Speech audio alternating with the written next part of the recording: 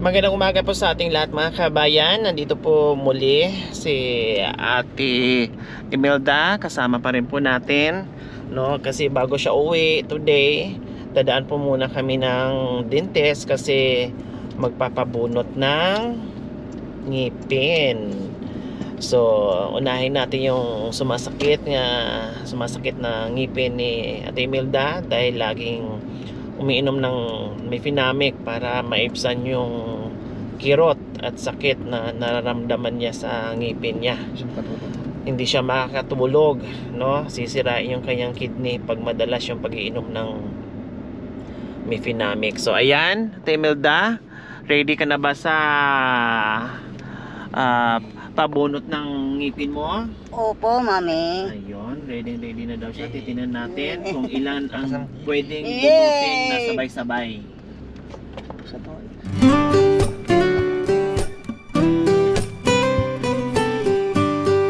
So ayan po mga kabayan, nandito tayo.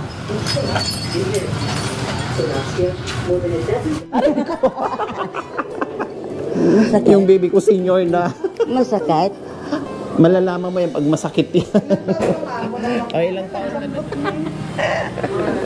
Pero nagpintas ni Manang. Kada asawa yan. Walang asawa po yan, dog.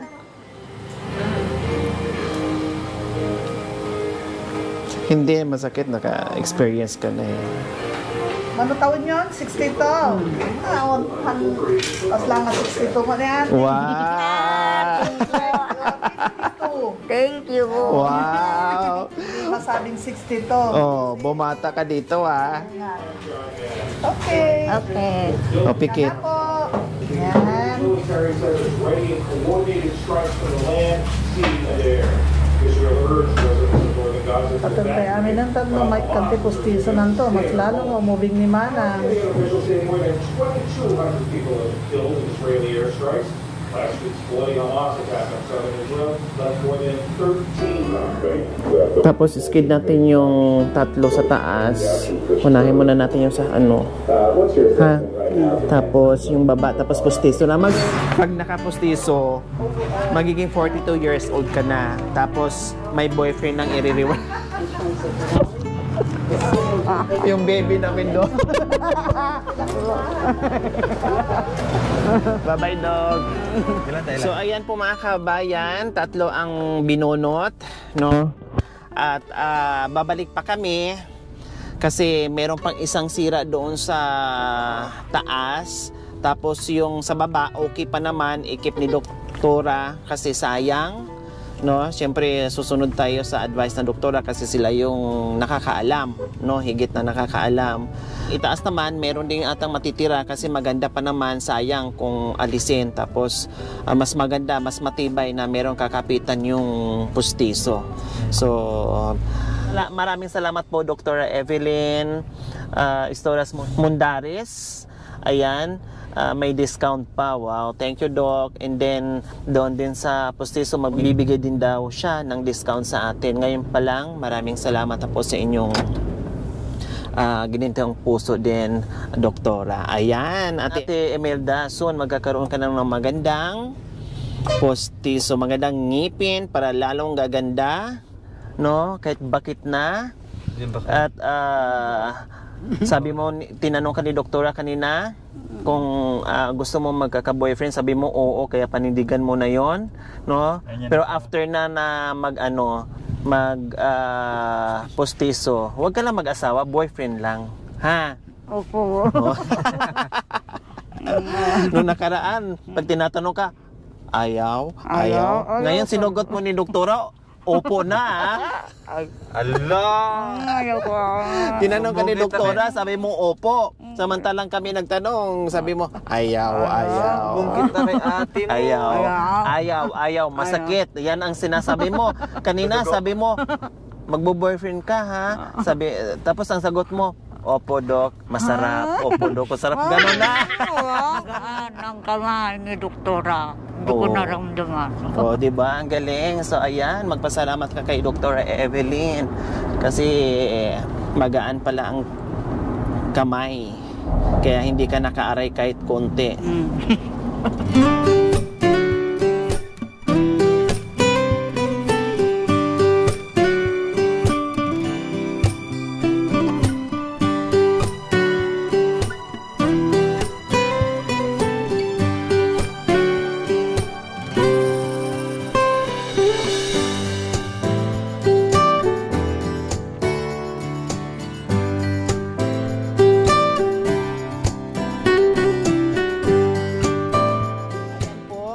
Stain, maraming salamat po sa inyong ginituang puso. Nakapabunot na si Ate Imelda kasi yun po yung kanyang request na mabunutan ng ngipin dahil sobrang pinapahirapan na siya gabi-gabi, no?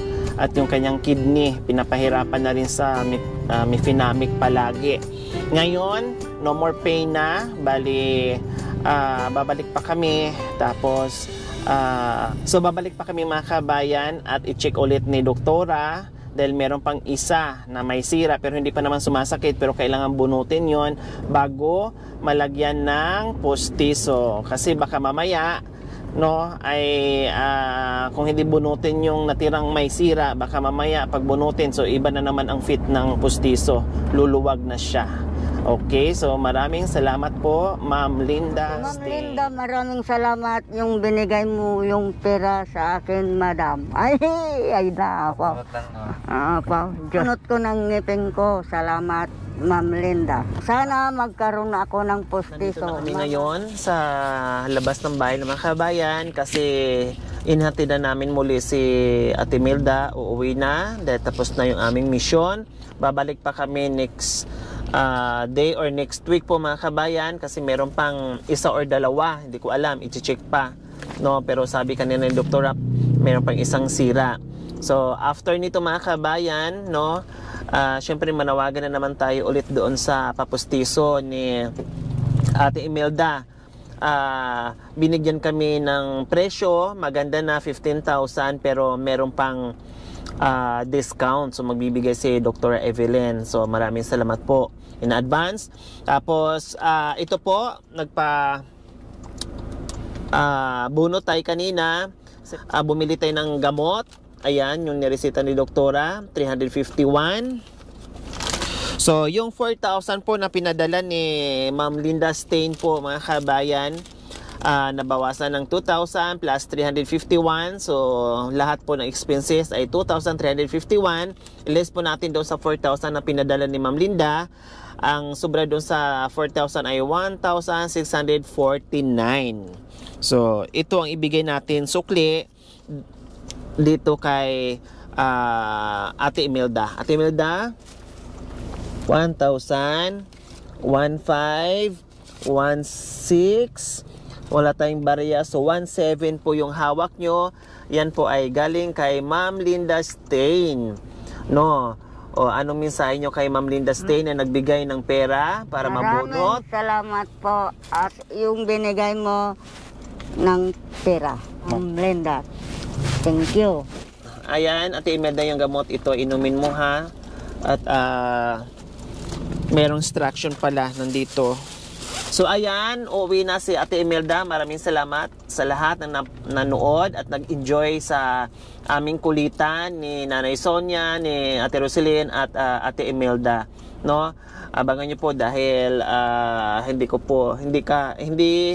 pa po alam kung kailan maulit 'yon. Basta sa abot ng aking makakaya, pagkaya sa oras, gagawin namin yung aming kulitan muli. Kaya maraming salamat po sa lahat ng walang sawang pagsubaybay at panunood sa aming vlogs without skipping ads sa araw-araw po mga kabayan. At, so syempre, hindi lang yan, may pasalubong din ako ni Ate Imelda kasi meron siyang alaga apo niya. So may pa-Jollibee tayo, no, para sa apo niya. Tapos meron ding cheese bar.